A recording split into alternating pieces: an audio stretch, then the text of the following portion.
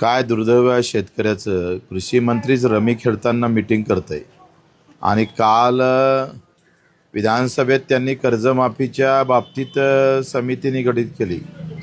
शेतकऱ्यांच्या आत्महत्या होणार नाही याच्यासाठी काय उपाययोजना करू याच्यासाठी समिती गठीत करतंय. आणि आमचे कृषी मंत्री आता ही 8वी-9वी चूक असेल. यांच्याकडून काय अपेक्षा करायच्या? म्हणजे इकडे शेतकऱ्यांना सांगायचं आहे का तुम्ही दारू पिताय म्हणून लग्नात खर्च होते म्हणून तुमच्यावर कर्ज होतं, आणि आमचा कृषी मंत्रीच रमीत गुंग असन तर मग शेतकऱ्याचं भलं काय होईल? मी शाहूवाडीमध्ये आहे, प्रचंड जनावरांचा त्रास आहे, प्रचंड नुकसान आहे आणि बाजारीच्यामुळं प्रचंड आम्ही पाहतोय का पुरा शेतकरी संकटात आलेला आहे.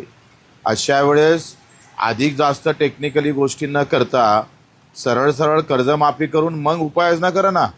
आता पहिले गरज आहे तो सलाईनवर लागला आहे, आयसीयूमध्ये आहे.